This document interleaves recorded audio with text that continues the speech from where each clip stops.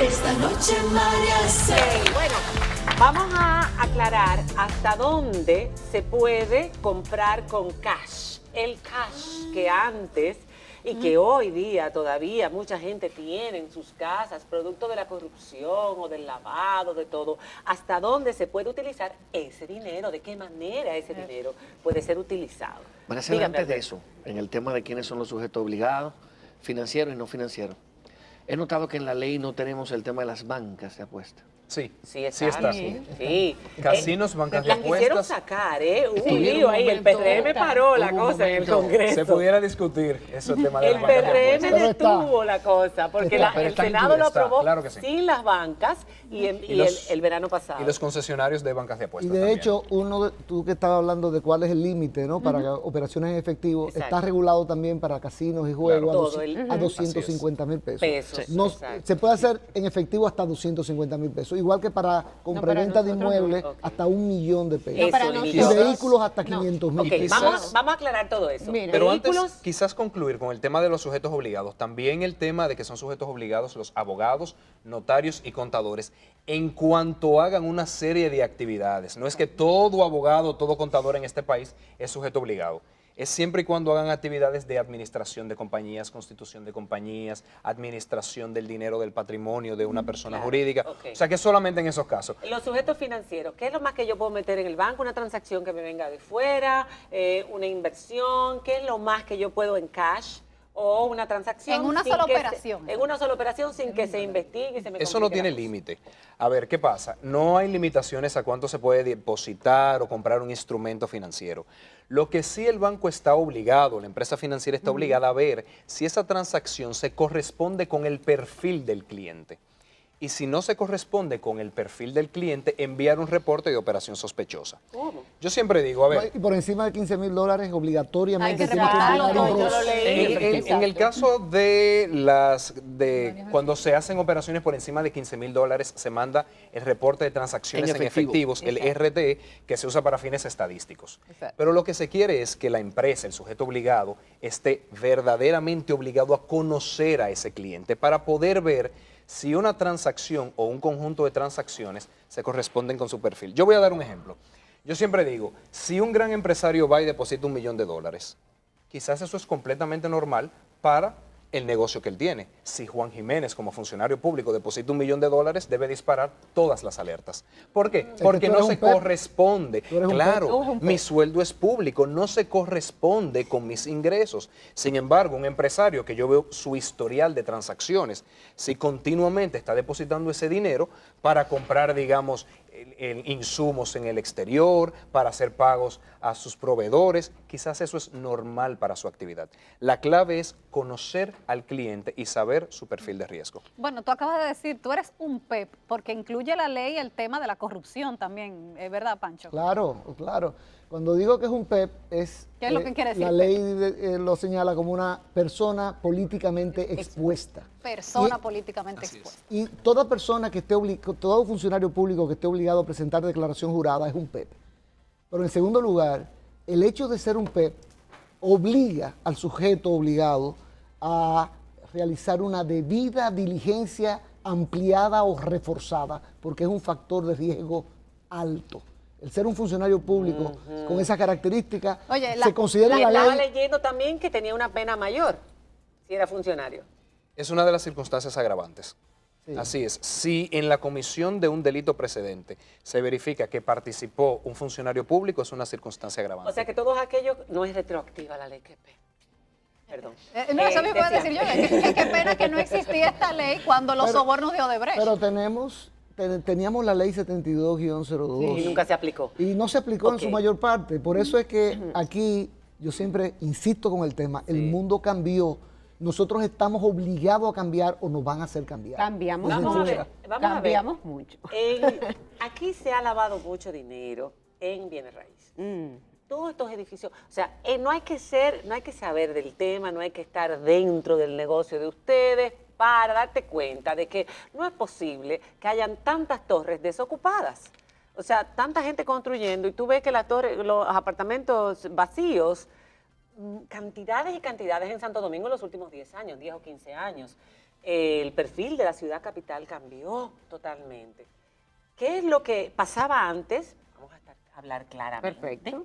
¿Y qué es lo que ahora, a partir de ahora, ya no puede pasar? ¿Y quién está supervisando esto? Si somos nosotros los dominicanos o si las autoridades internacionales vienen y hacen también revisión del sector. Mira, nosotros, encantada de estar aquí en este panel, nosotros, los agentes inmobiliarios, definitivamente es un antes y un después de la ley, lo cual nos alegra mucho desde la Asociación de Agentes y Empresas Inmobiliarias, porque si hay una profesión que no tenía ningún tipo de regulación en ningún orden, es el de agente inmobiliario.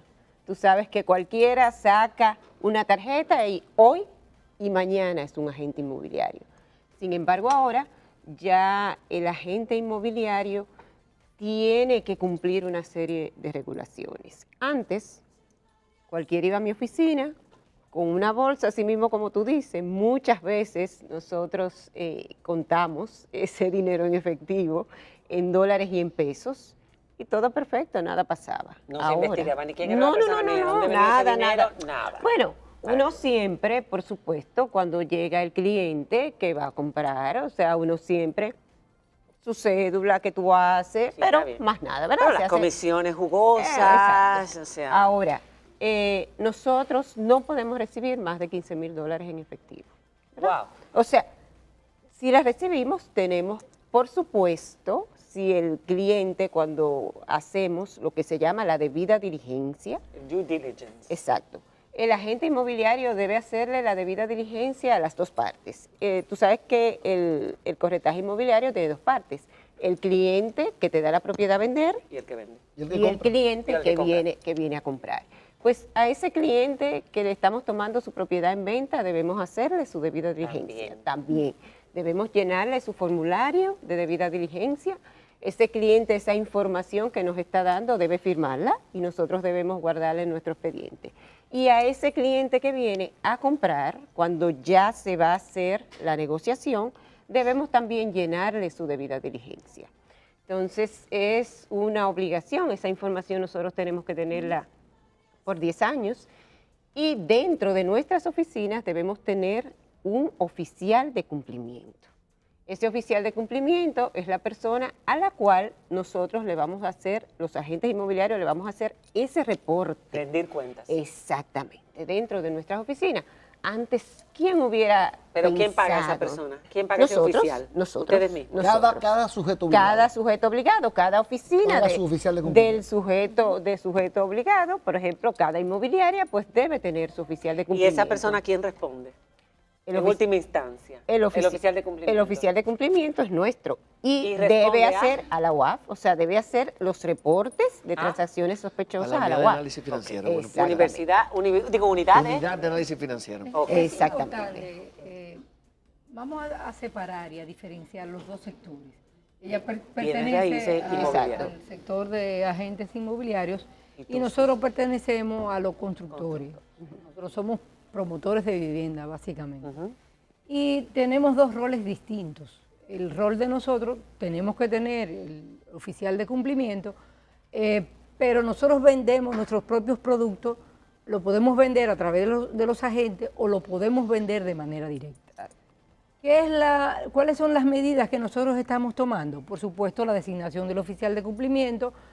En nuestro caso y en la mayoría de los casos, que es lo que le estamos recomendando a los miembros de ACOPROVI, que somos 300 miembros, empresas promotoras y constructoras de vivienda, lo hemos capacitado, hemos trabajado de manera intensa en la formación con respecto a la ley de lavado de activos y terrorismo, y sobre todo hemos contratado un asesor de manera tal que nos formulara el manual de ética, el manual de cumplimiento, el formulario de la debida diligencia y todo lo relacionado al tema de la ley.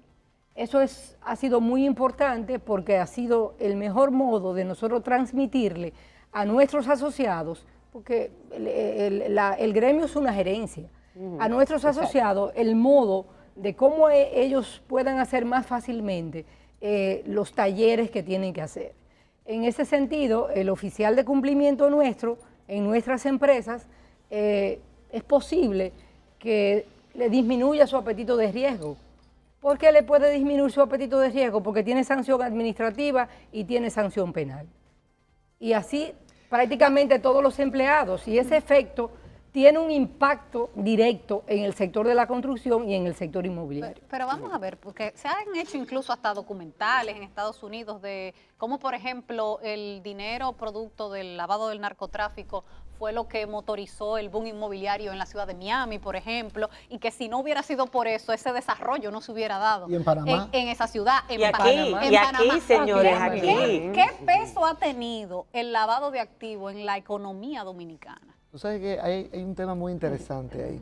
Panamá, que Gafi, el Grupo de Acción Financiera, tiene unos listados donde coloca a los países que no están en cumplimiento, que tienen unos niveles de incumplimiento. Hay son varios listados, lista negra, lista roja, gris, Así gris mismo. oscurecida y gris. ¿En cuál estamos nosotros? Entonces, no, nosotros no estamos en ninguna de las listas, por ok. suerte. Y no quisiéramos estar, porque las consecuencias...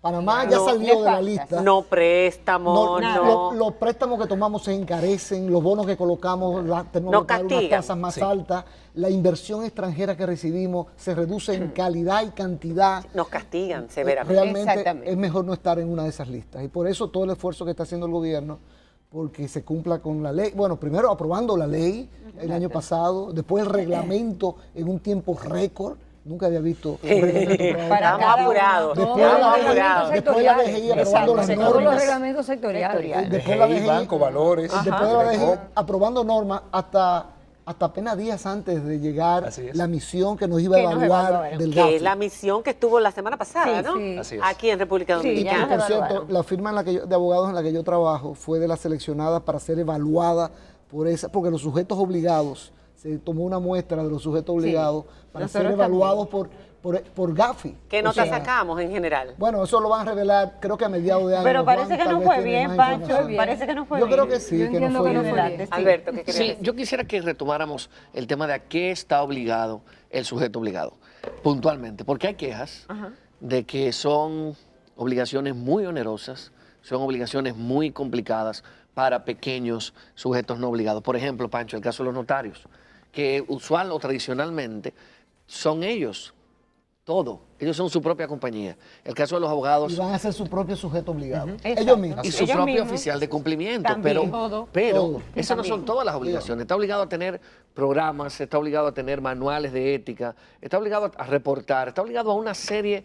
De hecho, lo reseñaba, profesionalizar más su servicio. reseñaba el doctor Fabio Guzmán Ariza en un artículo muy interesante que hacía en Gaceta Judicial, en el sentido de que no se pensó la carga, Juan Ariel Pancho, que se le ponía a los abogados, a los notarios, a muchos sujetos obligados, sobre todo cuando son pequeños, cuando se dedican, cuando lo que tienen son probablemente una secretaria y no podrían ponerla como oficial de cumplimiento a ella Mira, y tal vez llenar todo esto, Alberto, Pancho. yo puedo relatar una anécdota de una de las reuniones en el Palacio en preparación para esa misión evaluadora que venía. ¿no? Exacto.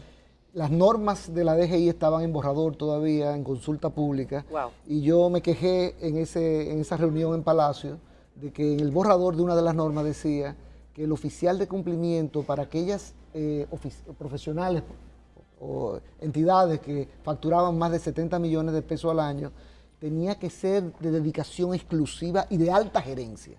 Entonces eso era, por ejemplo, en la oficina nuestra, eso era equivalente a establecer una posición con un salario de 200,000 pesos, un espacio físico. Nombrar una persona, sí. Y Contratar en los una primeros meses iba a tener mucho trabajo, pero después, 1 hora al día iba a terminar su trabajo, con un salario de esa naturaleza. Y fueron receptivos, porque en la norma, en el borrador, cuando se aprobó finalmente, pues se dijo que podía ser una persona empleada ya Ok. por cada sujeto obligado, si tenía la capacidad técnica y el nivel necesario para cumplir con su... Mira, eso que dice Alberto, la verdad que a mí me preocupa muchísimo y es algo de lo que nosotros en todas estas reuniones que hemos tenido con la DGI en Palacio, yo siempre externo, o sea, agente inmobiliario es cualquiera, porque nosotros los agentes inmobiliarios no estamos regulados, o sea, nosotros no tenemos licencia.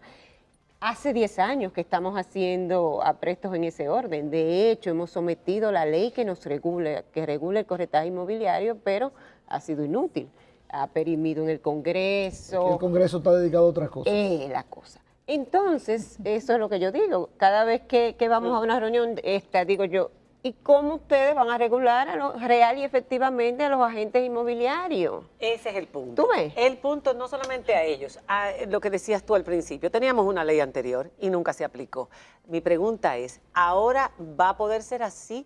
Tengo entendido que hay multas y hay penas para la falta de supervisión, por acción o por omisión. Mira. Ya sea porque se pone en contubernio o porque ignora. Oye bien, Acción u omisión. cuando una persona convierta activos, transfiera esos activos, transporte, oculte, disimule, encubra, adquiera, posea, administra o utilice esos activos, hasta 20 años de prisión. Y cuando usted asista, asesore, ayude, facilite, incite o colabore, de 4 a 10 años de prisión. Entonces el O sea, las narcotráfico, sanciones son... los narcotraficantes ahora lo van a tener más difícil y los corruptos gubernamentales también. Pero eso depende Bueno, de la voluntad que hay que esa es la tener cosa. para perseguir Ok. ese tipo de Vamos a infracciones. hablar de eso, que para mí es lo la más cosa. importante. Eso, las penas, etcétera. Cuando regresemos después de la pausa, el hashtag Ley de Lavado ENM, vamos a leer en la pausa. Y un comentario importante que me acaban de hacer. Lo vemos ahora.